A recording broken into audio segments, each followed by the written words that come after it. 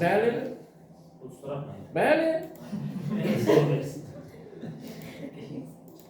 Ben suallara yine başladım. Başlasın da yani kimse sual vermeli diye yok yani. Tamam. Deməli, indeks ha? Olabilir. Problem yok yani. Ciddi problem yok yani. Sen benim cevaplarımdan narahat olmadığın müddetçe benim için hiç problem yok. Tamam. Ha?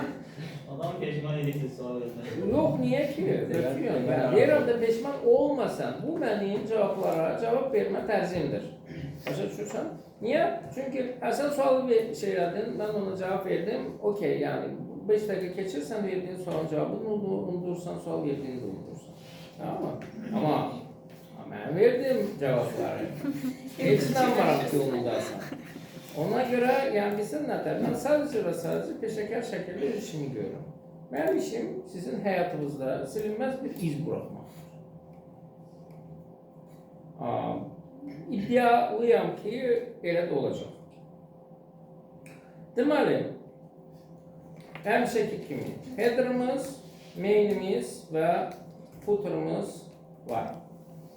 Bunu siz həyatınızın axırına kimi unutmayacaqsınız. Niye? Çünkü bunu hər bir dərsdə təkrarlayırıq, 85 dəfə. Tamam. Ondan sonra bura CSS'imizi qoşmalıyıq. Style CSS olacaq, qoşduq. Ondan da evvel, madem ki bizim mevzumuz Bootstrap'tır ve biz Bootstrap'tan işleyeceğiz, Bootstrap'ın CSS'ini ve JavaScript'ini koşmalıyız buraya. CSS'i gelir həmişəki kimi head bölmesine. Bizim style'ımızdan evvel, niye evvel? Çünkü evvelce Bootstrap öz təsirini gösterir. Ondan sonra ise biz onu körülmeye başlayırıq. Ama yani ki çok daha göramadım. Bunu da buraya getiririm ki bilinsin ki bu da style sheet. Ve JavaScript. JavaScript ise bayağı bağlanmamıştan evvel burasına yapıştırırım.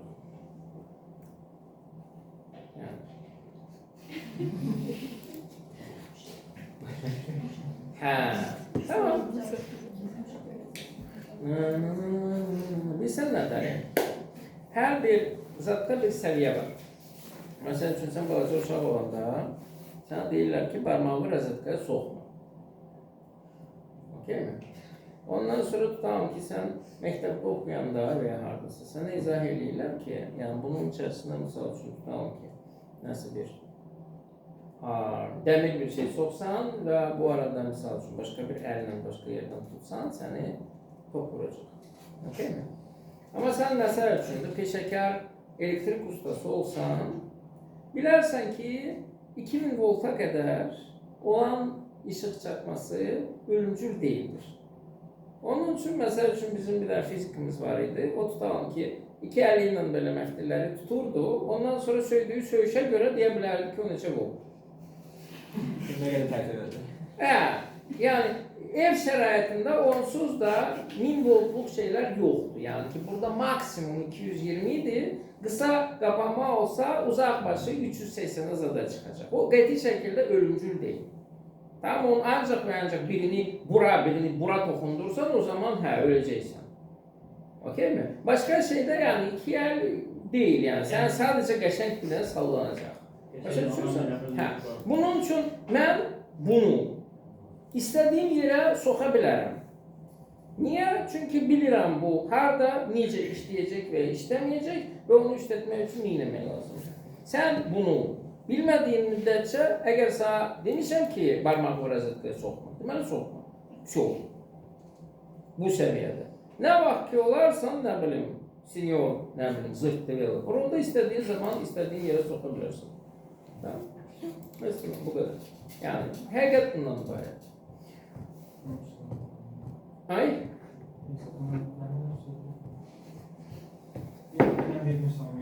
Yok. 40 dakika geçti. Biz hele hiç neylememiş. Açılın hiç neylemeye hevesim yok. sonsuz da çıxıb gedəcəksiniz. Ya səbir. Deməli, bizim header'ımız aydın məsələdir ki, bura olacaq. Burası olacaq main, burası da tüm hissəni də footer elan edirəm. Header'dan başlayalım. Header'da elə bayaq böyütmüşəm, aydın oldu ki, yəni bunun hündürlüyünün 100% olması lazımdır. Düzdürmü? 100 VH daha doğrusu. 100 VH üçün Bootstrap'da nəsə varmı? Baxın, bizə burada nəsə bir şey tapmaq lazımdırsa, bunun menüsunda ən altda Utilities deyə bir bölmə var. 100 VH nədir? Hündürlük. Hündürlük nədir? Bir şeyin ölçüsüdür. Düzdürmü? Baxırıq. Size. Bakın, ya faizler lazım olsaydı V3'ün de burada onların şeyleri var. Hündürlükler lazım olsaydı faiz olarak bunların klasları var. Max width var, max height var. Relative to the viewport değil. Ve burada var da minimum VW var, minimum VH var. Elə belə VH var. VH 100. Ben tahmin ediyorum ki bu 100 VH'dir. Bu onun klasıdır. Klasıdır. Haranın 100 VH olmasını istiyordum. Header'a yazıram ki bunun klası olsun 100 VH. Tamam. Başka, bunun içerisine şekil yerleştirmeliyiz. Şekili ucu Bootstrap burada tabii ki. Çünkü şekil ayrıca yazılmalıdır. Onun için həmişəki kimi Dedalova qaydasıyla şeklini tapırıq. Seçirik, kopyalayırıq. Yapıştırırıq və save edirik. Birinci olmasın olsun spec 164 bizi qane edir. Adını qoyuram header background. Və aydın məsələdir ki, onu buradan çıxardıb daha sonra image'in içərisine koyuyoruz. Image'de bir bakın sesi bir var bizde kalsın canım. Sonra da deyirik ki bunu artık elle yazmalıyıq. Onun için style'ın içerisinde yazıram ki header'ın background'u durur. Image qovluğunun içerisinde bunun adı header background'u responsive olması için center cover. Elədir ki var. Baxırıq, hara baxırıq. Heç hara baxmaq. Start eləmək lazımdır. Server ki baxa bilir. Baxırıq, bəli. Biri de var. Tamam. O zaman da ne edirəm? O zaman bunu silirəm. Bunlar mənə lazım deyil. Bunu eləyirəm. Bunlar testdə istifadə eləmişdi. Keçən dəfə sizə göndərmişdim. Bunlar da silirəm. Baxırıq.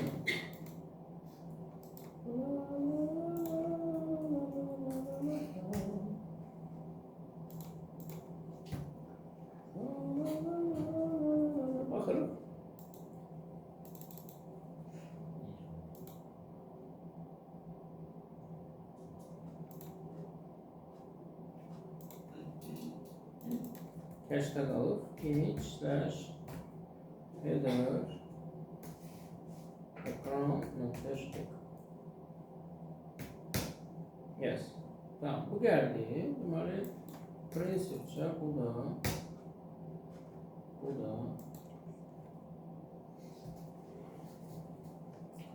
öf.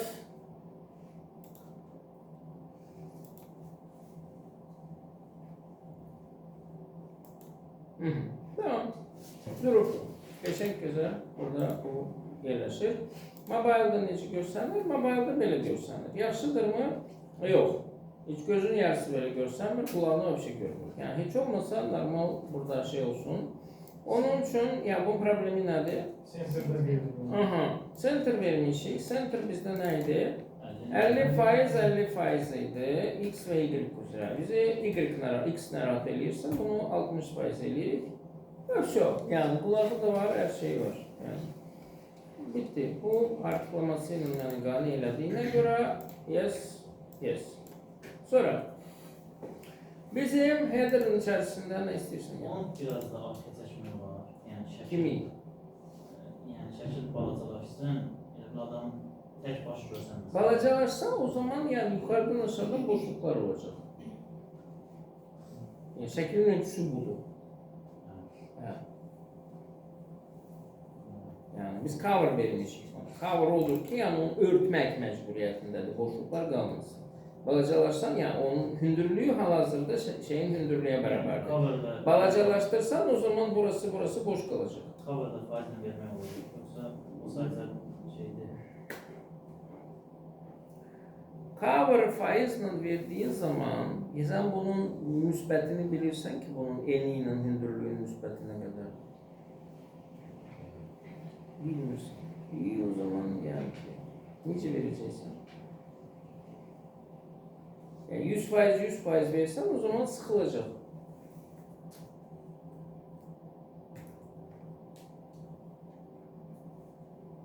Al sana cover. Qəşəngdir. 100%. Yani. Ona göre cover verelim. Cover verdiğimiz vakitte da yani ki bu bir ölçüsünü şeye beraber eləyir, o bir ölçüsünü kəsir. Bu dəqiqə qıraqlar kəsilir, amma hündürlük bərabərdir. Bunu kiçildə bilmirsən. Çünki kiçilsən o zaman boşluqlar qalacaq.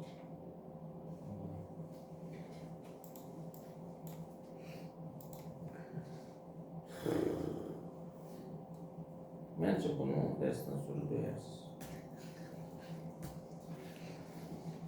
Tak. Sonra burada neyimiz var yukarıda? Nav var. Nav var. Tamamıyla doğrudur. Nav var. Navbarımız komponentlerin arasında var idi. Evet. Vardı. Yok. Burada var. Nav var. Ben her zaman bu responsifini götürürüm. Bunu. Ondan sonra bana lazım olan vəziyyətə getiririm. Buluyorum bunu header'ın içerisine.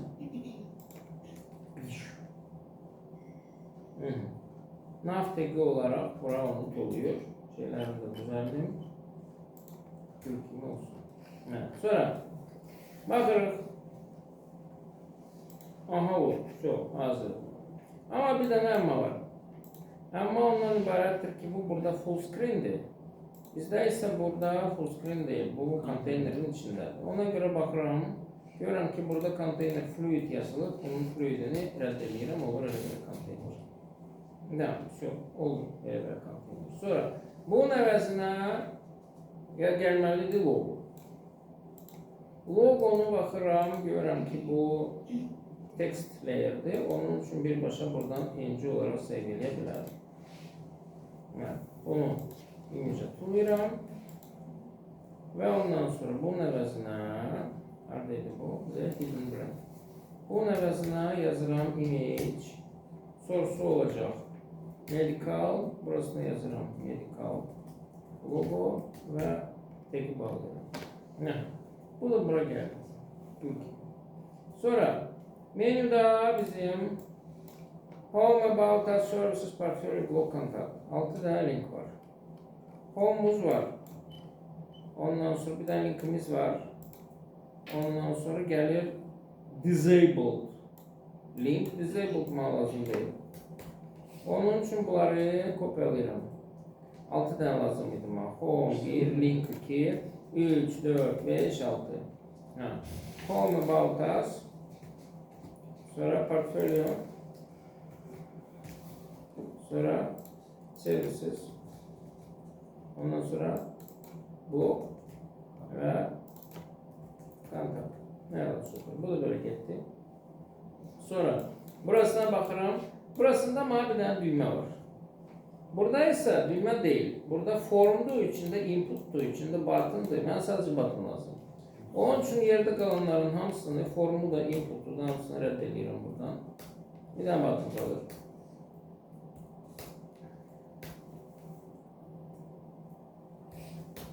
Button üstünde ne yazılır? Get Started yazılır. Burada search yazılır. Bunu Get Started ediyorum. Şu an. Allah xoşbaxt eləsin. Klasını değiştirmek. Bu yayda da yavaş yavaş. Neyi değiştirmeliyik? Klasını. Klasını. Böyle. Burada bizde bu buton böyle mavi. Primer. Primer deyir. Birincisi outline değil. Tamam primer yazaq. Primer yazaq. Primer yazdığımız vaxtı bu olur. Olur belə. Mənə lazımdır Belə. Aha, bu prinsip şeyindir də yox. Yaxşı, belə eləyək. Okey. Burada fikir ver ki, bu renkdən bizdə burada da var, burada da var, bak, burada da var. Ondan sonra başqa yerlərdə də var. Bu bizim əsas rəngimiz olacaq. Buna görə mən bunu bir dəfə kopyalayıb inəcəm sizcə. Şey yaratır, root yaratır. Ha, ruta əlavə edə bilərik, bəli. Yani zaten favoritlerim olmayacak. Onu söz Ne şey olmasın. Düzeltsen olacaq. söz Mən düzeltməliyim aslında. Tak. Tutalım ki bizim mavi rengimiz olsun. Kodu bundandır. Hələlik bir dənə bunu şey deyirəm. Və. Əgər mən onu background-da yerləşdirəcəm və tekstdə yerləşdirəcəmsə, Bootstrap'ın background üçün nəzərdə tutulmuş kodları hansıdır? Baxırıq. Background, baxın. Var background-primary, background-secondary, background-success, background-info, background-light, zırt. Mən buraya yazıram ki, mənim də klasım olacaq background-mavi. Və bunun da background color'ını deyirəm ki, mavi renkdə olacaq. Bir də tekstdə də istifadə edəcəm onu. Baxıram tekstlə o qədər nə var? Tekst var. Aha. Onun renkləri necədir? Onun renkləri burada olmur. Olur color'da yaqın ki. The colors. Colors.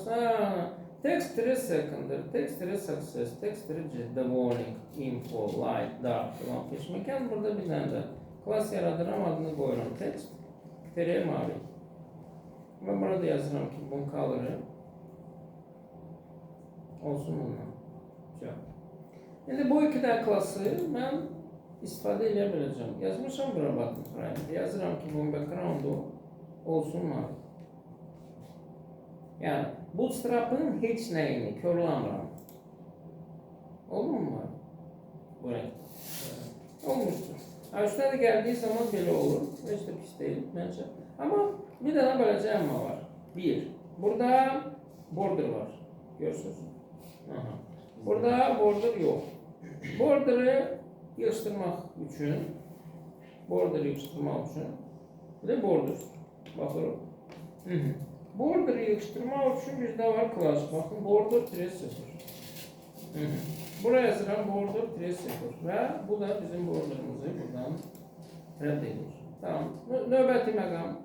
Növbəti məqam odur ki, buradakı düymənin küncləri itirir. Bizimki yumrudur. Onu iti eləmək üçün border radius'a baxırıq. Var burada border radius. Border radius, baxın. Aha.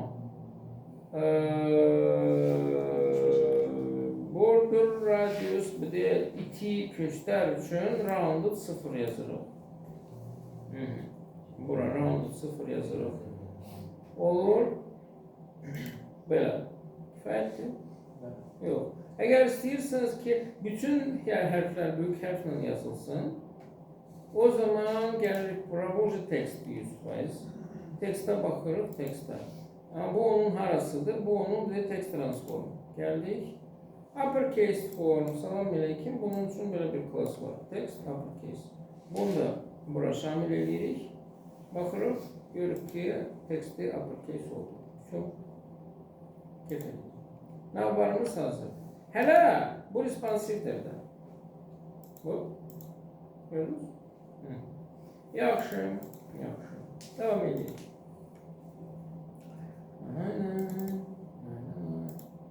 Aslında burada şeffaf olmalıydı onun background'u. Burada şeffaf değil. Opacity lazımdır bizdə. Bu da opacity. Deməli, opacity güzel. Opacity görürük. Opacity misal üçün 75%. Bura, para. Nava. Yapıştırıram. Baxırıq. Evet, şeffaf olur. Bizim Bootstrap'la işləməyimiz görürsünüz ki, bundan ibarət. Yəni, tagların içərisində sadəcə müvafiq klassları dolduruq. Ha, xırda şeyler olsa ki biz onu özümüze uygun eləmək istəyiriksə, onu da buraya yazacağıq. Ama ya fakt odur ki yazdığımız da yani indiyənəcən neçə 4 sətirlik yazılır. Şu. Tamam. Devam edelim.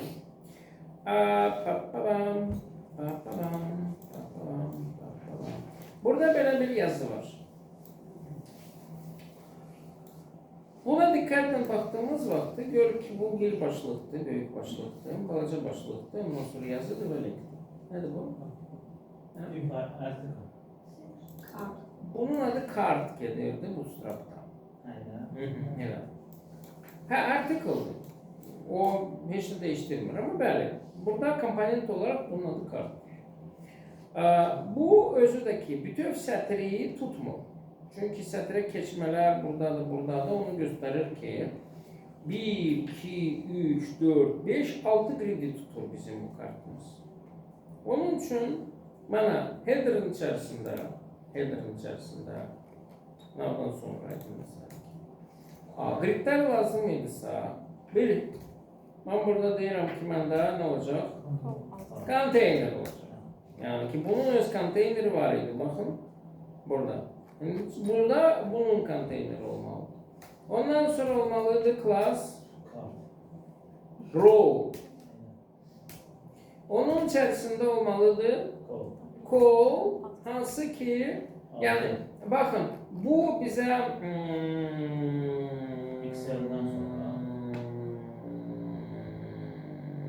large'da expand edilir. Yani hamburgerden zada large'da keçir. Onun için burada da deyirəm ki, ben istəyirəm ki bu large'da olsun 6 grid.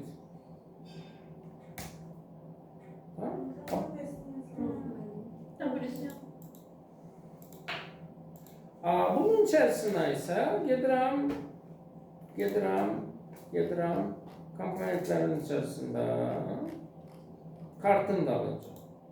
Mənə lazımdır büyük başlık, balaca başlık, yazı ve linkin olduğu bir şey. Kopyalayıram. Getirip buraya yapıştırıram.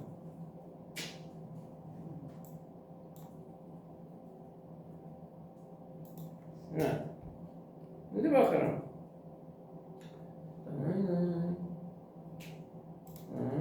Böyle bir şeydi. Bak balaca bir. Niye balacadır? Çünkü burada neye göresi yazılır? Style bit falan peşmeken 18'i. Lazım mı? Yok, silerim. Evet, sonra indi oldu. İndi oldu. Ha? Bu şeffaf oldu ya. Bu benim hoşuma gelmedi. Bu bütün hamsına vasıtasını şeyledi. Bu hoşuma gelmedi. Bu ne tatlısı? Apasite değil. Background'a eğer bir şey verirdiyse, background'a eğer bir şeffaflık verirdiyse, onun bir şey çok da apasite'ini verirdik. Onun için apasite yok. Burada başka bir şey tapmalıyım. Background'un, yok, background neredeydi? Ne bilmez. Background'un transparency'si lazım. Background transparent var. Ama ne kadar transparent var da? Ha, bakın opacity. Opacity vermek istiyorsa, o zaman bu background opacity'dir. Bakın, bu başka class. Evet. Вот. Ki düğme şeffaf olması başka mesele. Tamam. Şimdi zato bunun ben şeffaf olmasını istiyorum. Olur. Bunun için karta yazılır ki bu olacak. Transparent 0.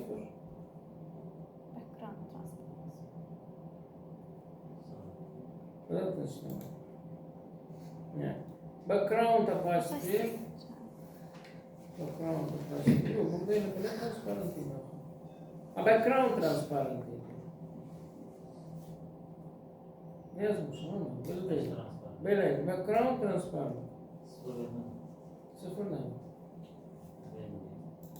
Yok.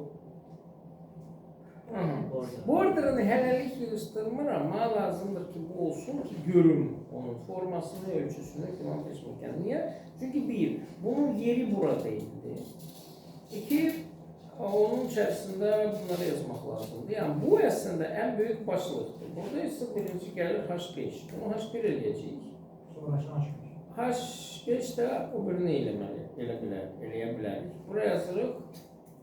The best doctors in medicine. The best doctors in medicine. Özdeki medicine bold olmalı. Onun için burada yani bold program. Medicine. Yani değişiriz. Tamam. Burada ne yazılır? Burada yazılır in the world of modern medicine. In the world of modern medicine. Bir dakika. Ondan sonra gelir bir daha Lawrence'un. Tamam, Lawrence gelsin. Ondan sonra gelir bir tane link, iki tane yok. Ama bu link bizde button formasında, üstünde bir get started now yazılır. Bizim button'ımız burada ucu var idi, düzdür mü? Ama bu adı. Düz hiç bu da button olmalı, bu da olmalı. Okey, bunu götürürüm, buraya yazırım, get started now. Ama bu mavi olmayacak, bu olacak ah. Onun için bu primary olmayacak, bu olacak light. Başka? Çok. Bir yerde kalan şeyler ise beni qanayır, yani ki, biraz peşenk ah falan. Bunun yazıları da ah olmalıdır, hamısı. Yazıların olması için kartın içine yazıram ki bunun teksti olsun white. Oldu mu? Olmuştur. Bir de bundan başka. Niye bundan başka? Çünkü burada yazılır text body second. Niye? Bunu silerim. Çok mesela bu da av oldu. Şimdi ben ne lazım? Şimdi ben lazımdır ki bu yazı olsun bunun ortasında. Yani tepeye yapışmasın. Ortasında olması için ben bunun kartı olduğu elementi bunun display'ini eləyirəm flex. Elədim. Nasıl değişti mi? Yok, değişmedi. Niye değişmedi? Çünkü bunun hündürlüğü bu kadardı. Ben istiyorum ki hündürlüğünü vereyim. Ondan sonra içindekini daha ortaya getireyim. Alignment, olacak başka meseleler. Hündürlüğü veririm. Hiç 100 olsun. Oldu mu? Onu veren kimi bakın align items burada stretch olduğuna göre bunu ahıra kimi şeyler ama çöle çıktı. Niye çöle çıktı? Çünkü yukarıda navbar tutur. Çünkü yukarıda navbar tutur hemen yeri. Navbarın buna müdahale eləməməsi için ayrıca navbarın her zaman sayfanın yukarısında olması için ben navbarlara bakıram ve görürüm ki navbarın placement'ında böyle bir şey var. Bakın fixed top. Yani her zaman topta dur. Yukarıda dur. Ben bunu navbara şamil eləsəm, yani onu fix eləsəm. Fix neyi niye yazmışlardı? Orada sabit değil. Bu browser'a sabitleyirdi ve bütün elementlerin yukarısına çıkartırdı. Tamam mı? Bakırım. Bu browser top verdiğim zaman ne güzel bu yukarıda durdu ve burada aşağıda işte düşmüyor artık. Muhteşem. Şimdi ne kalır? Şimdi kalır burada. Align items. Nece yazılır ben ne bileyim onun klası ne? Onun için utility'lerde bakırıq flex'a. Align items'ın bölümüne düşürük ve eğer bize ortada olan hak hesap lazımdır, bakırıq ki akazmışka Align item center klasımız var. Bunun içerisine Align item center yazırıq. Neticesi budur. Tamam? Şu. Ortada durdu mu? Durdu. Şeyini yığıştırabilirim, border'ını yığıştırabilirim. Diyelim ki border'ı olsun 0. Çok. Ne çok? Olmadı işte. Burada çünkü yok. Bunu yazırıq karta. Çok bitti. Bu da size bu hak hesabınız. Ha, deyə bilərsiniz ki, buradan paragrafın yuxarısında, aşağısında boşluq var falan. Sen gitmirsən. Niye? O. Tamam. Boşluq nədir? Boşluq spacing. Baxırıq utilityeslərə, belə sizing spacing. Margin and padding. Bizə nə lazımdır? Margin lazım ola bilər, bəli. Margin m-dır. Padding p-dır. Margin hansı lazımdır? Yuxarı aşağı filan seçmək. Top var, bottom var, start var, end var, x oku üzrə var, y oku üzrə var. Ve ondan sonra rəqəm var. Bir y oku lazımdırsa, o zaman yazırıq m. Y tire dəmirim nə qədər lazımdırsa. Yazırıq. Ha, p. Class yazırıq. Margin y oku üzrə məsəl üçün 4. Bəs bizdir? Yox. Bəs deyil. O zaman yazırıq 5. Bəs deyil. Özür. Tamam.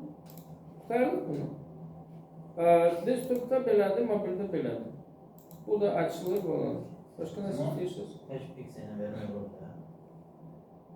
Yəni orada elə bir şey var ki, pikselinə verək. 5 olanda başqa ölçüdə pikselinə görürük.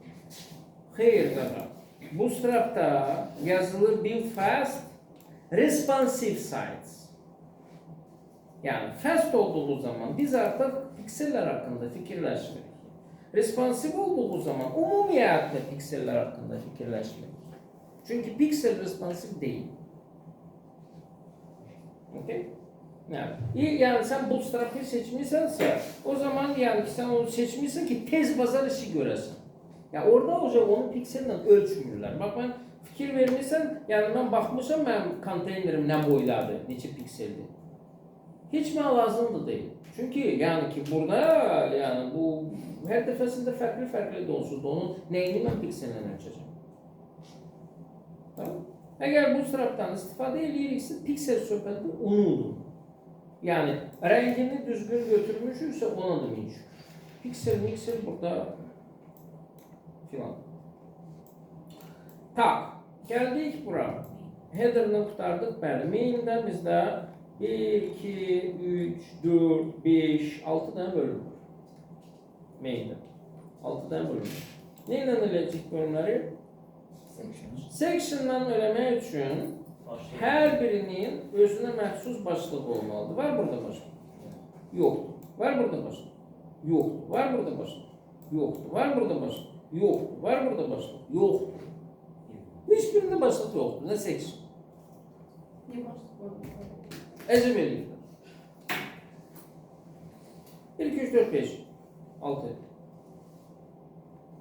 Hər birinin background'u var. Background. Backgroundlar fərqlidir. Misal üçün, bunun background'u ağdır. Ondan sonra. Bunun background'u mavidir. Ondan sonra. Bunun background'u yenə ağdır. Bunun background'u bozdur. Bu boz bizdə var mı? Bu bozdan bizdə yoxdur. F1, F1, F1. Okey. Bunun üçün biz xüsusilə ekskluziv bir boz background yarada bilərik. İstəmirsinizsə bunun öz bozları mövcuddur. Ondan da istifadə eləmək olar. Tamam. Verdik. Sonra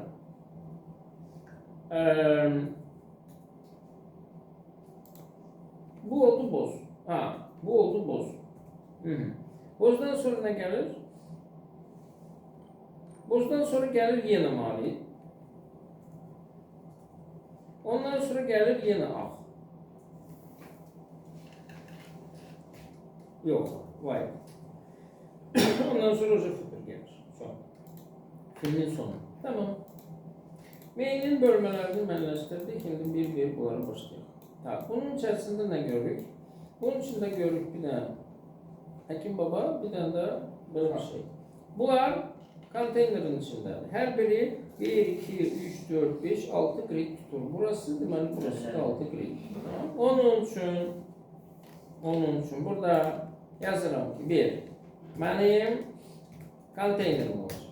2. Mənim rowum olacaq. 3. Mənim kolum olacaq. Hansı ki lajda 6 qeyd tutsun. Tınk, tınk. Bundan 2 dənə oldu.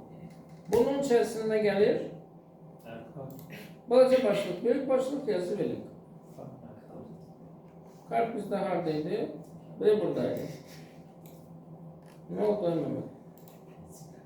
Necə heç? Ne şey var? Heç. Aha. Tak, deməli, əvvəlcə balaca başlıq gəlir burada. Özdəki bundan deyil bu. Bu böyüdür. Bunlar belə, bu ikinci dərəcəli başlıq olsun. H2, burası. Şöyle getir. Burası ise balaca olsun. H6. Bunun içerisinde yazıram. Welcome to clinic. Bunun içerisinde yazıram.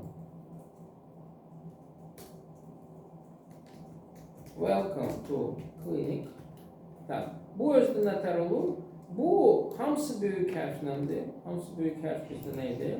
T kız uppercase 1. 2 rengi nedir? T kız mavi. Güzel. Burada ne yazılır? Burada yazılır why you should choose us. Why you should choose us. Böyle. Böyle. Hı hı. Şu. Başka? Başka P gelir. Hı hı. P'nin yukarısından çok öyle mərcini yoktur. Yani toptan mərcin var ama böyle biraz da batından mərcin var. Böyle qəşəng babat. Ve onun altında bir de batın var. Ama ne batınıdır? Mavi batındır. Mavi batın bizlerdeydi. Numarası yazıyor. Ne? Mercim top demek. Bugün uçmuştu. Bugün başladı. Yani yazmışam siz böyle bir fikir açısında niye yazmışam? Mercin top, mercin batın. Ya, bunun əvəzinə bunu yapıştırıram. Get started. Now bunun içərisində yazılır. Baxırıq. Bu içi ağ qalır. Niye? Çünkü o bir kartı kopyalamıştım. Bunun içərisində text white yazmıştım. Tamam, text white olmasın. Şu. Bu budur. Yanında olmalıdır bu vətəndaş. Açıram. Bunu tapıram. Kopyalayıram. Oho. Gördünüz ne başlaydı? Nedir? Bu ne o? Bu şeydi. Graflarını seçti. Bu şəffafdır bizdə. Onun için buradaki background eləyirəm. Transparent. Bunu buraya yapıştırırım. Okay. Deməli bunu necə save eləməliyik? PNG kimi. PNG kimi save elədiyimiz vaxtda ölçüsünə baxırıq. Neçə de yazılı burada? 285 yazılı.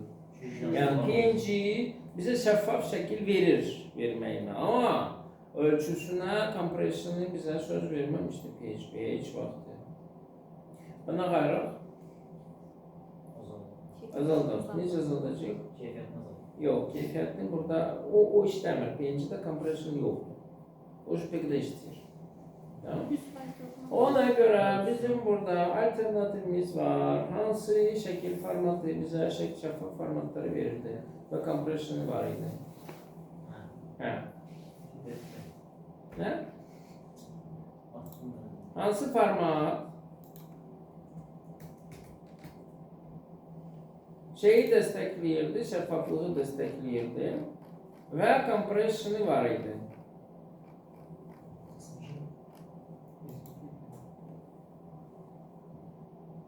SVG'nin kompresyonu yok.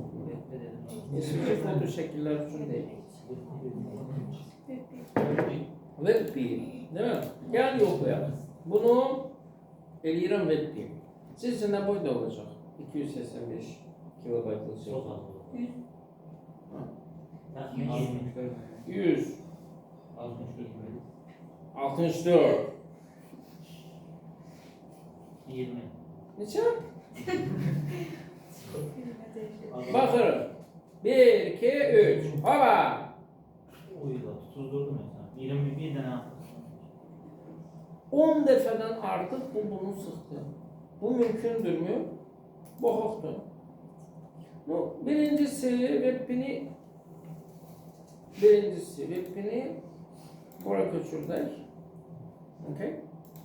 Həqiqətən də ölçüsü 21,3 kilobaytdır. Bəs keyfiyyəti? Bombalı keyfiyyəti var. Şu göstermemesi için hiçbir sebep biz bilmiyoruz. Kartın özünə də məcbur. Ha? Kartın özünə də yuxarıdan aşağıdan Diyen gibi. Tələsən kəndərə düşür. Bura imic alabiliriz. Dedik ki, bura gəlir bizim. Bura yazırıq məsəl üçün. Kanserin boşunda. Boşundur. Məndə də bu.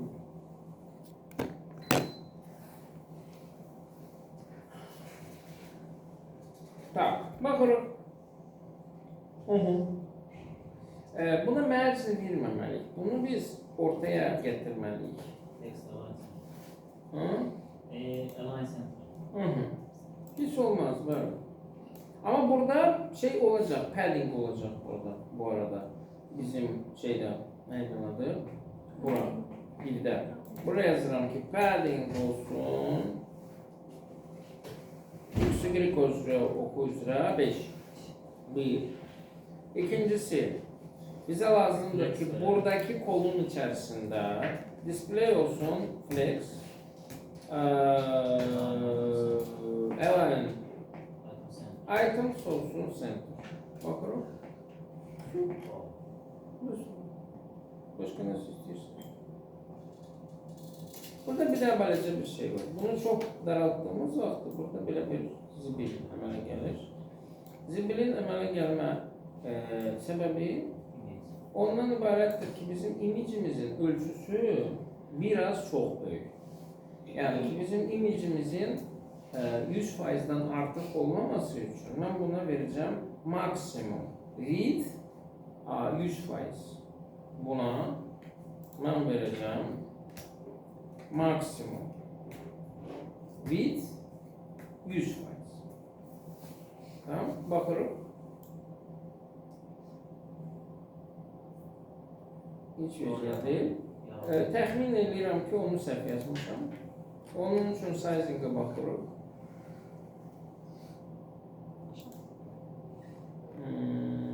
Max move-ymiş. Max width. Yəni ki, beləncə. Baxırıq. Baxın. Ekran daraltmaya başladığı zaman bu da daralır. Beləliklə yəni ki, bizim burada heç problem kalmır. Tamam? Çok. Bu bizim desktopumuzda. Mobilimizde bu bizim desktopumuz. Okay. Şimdi geldik buraya.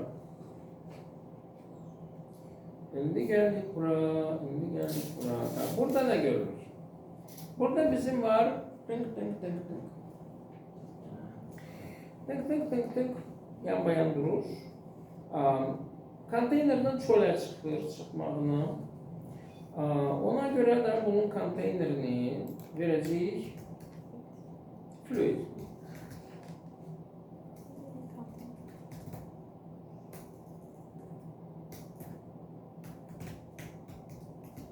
Bir. Ondan sonra klası olur row. 3. Bunun içerisinde div var, hansının ki klası olacak kol, hansı ki lajda 6 grid tutur. Şimdi variantımız var ki bizde burada 2 tane row olduğuna göre yani ki ben bunu beləncə edeyim. 1, 2. Düzdür mü? Ama bunu bu formada da millət eləmək olar. Bir tane row'un içerisinde 4 tane div yerləşdirilir. Bu bize ne verecek? Ya farkındadır ki bu 6-6 tuttuktan sonra zaten bunun yanına 3.'sü uca yerləşməyəcək. Onun için bunlar öyle sətirdə 2 tane duracaqlar. Fluid niye verdi ki? Qıraqlarına məsafə qaldı. Orada yoxdur qıraqlarına məsafə. Burada var ki məsafə var. şəkillər tam yapışır. Tamam. Yəni ilk verəndə məsafə qalır. Şimdi birazdan bakarsın da kalır kalır.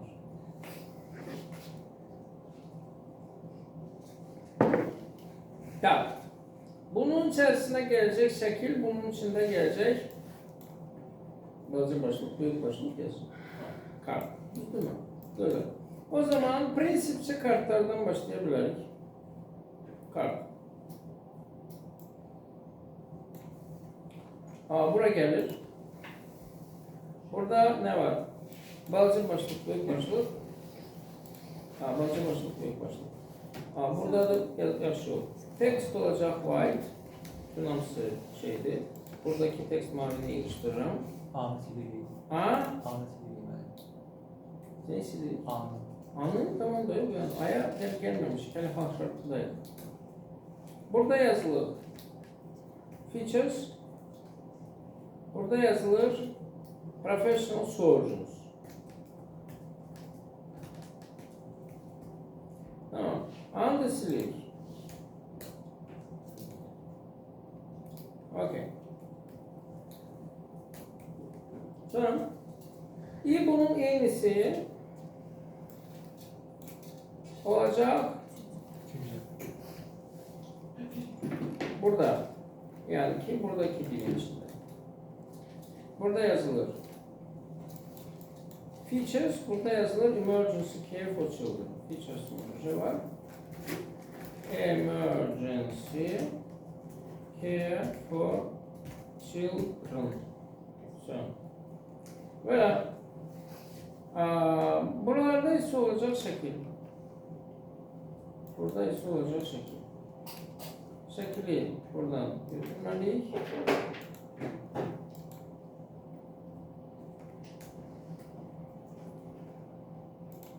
Eşit bakın. Yani 76 bu okeydir. Bu olacak içi 1 nokta JPEG. Burası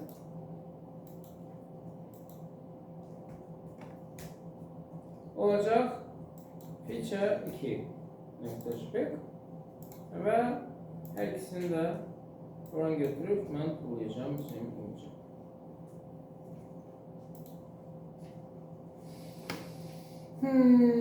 Tak, onları ben burada yerleştireceğim millet. Background'da. Biz ne? Çünkü bunun üzerinde yazılı learn more about. Bir. Ve background'da yerleştireceğime göre burada sual temeli gelir ki mobile'da yani ki bunun ve ümumiyyətlə bunun hündürlüğü ne olacak? 50 VH olsa bir şey olmaz. 50 VH burada var mı? Sizing'in içerisinde, VH'lerin içerisinde bakır ki VH 100 var. Ama VH 50 yok. Yoktursa biz bu sırapa bizim ihtiyacımız doğrultusunda kömək eləyə bilərik. Deyə bilərik ki, VH 50'ni də özümüz yazara da bilərik. Olsun height 50 VH. Tamam? Niyə 50 yazsaq bəlkə işləyərdim? Bəlkə elə bir şey var. Yoktur.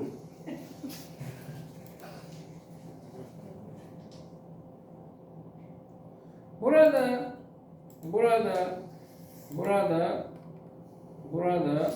bunu ilave edirik.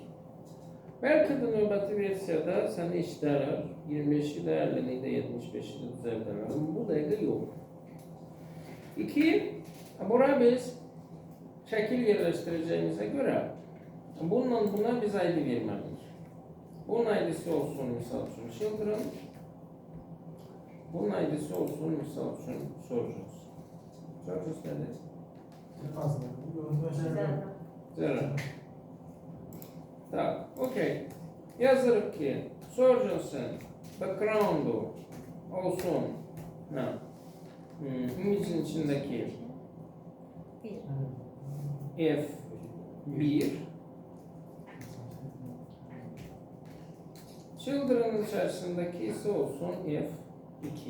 Ve tabii ki center cover Burada da center cover. Hı. Tak. Bakalım.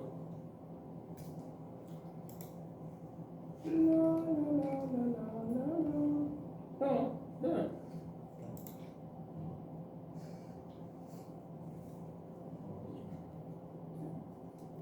Var mı sen fotoğrafların? Şekilleri. Yok. Neyse. Çünkü konteyner fluid. Ha, yani bu strap senden daha akıllı. Sen ihtiyaçlarını senden daha yaxşı bilir ve onu yerine getirir. Ve vurduğunuzu öldürmek için burada konteyner olmasaydı ne olacak? Konteyner olmasaydı böyle bir zibil əmələ gəlir. Okay? Onun için eğer row ve column'dan istifadə ediriksə konteyner olmaq məcburiyyətindədir. İster fluid olsun, ister nifluid olsun. Kızım sağ deyirəm, gəlin sen için. Tak, okey. Ne kaldı burada? No, buradaki şeylerin ortada olması lazımdır. Onu milyon defa eləmişik, milyon birinci defa eləyirik. Deməli, burada deyir ki bizim display'imiz olsun flex. Geçici var. Ve align item'ımız olsun center. Bunu burada da eləyirik. Burada da eləyirik.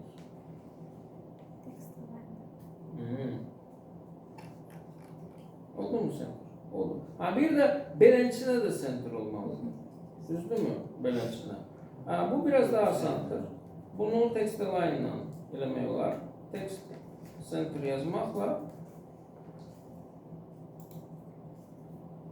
yani şeye ihtiyaç yok. Justify content'e. Bunları center'a getiririk. Okay? Yes. Bu da bu. Güzel, muhteşem ve responsif. Esas mesele responsif. Okay. Değil mi? Yaxşıdır mı? Şekil yazı. Hı hı. Bəli. Şekil yazı, şekil. Yazı. Aynen. Hı hı. Orada. Hı hı. No, birincisi, mobile first. Şekilden sonra şeklin gelmemesi için ben buradaki şekli bunun altına koyuyorum. Okay.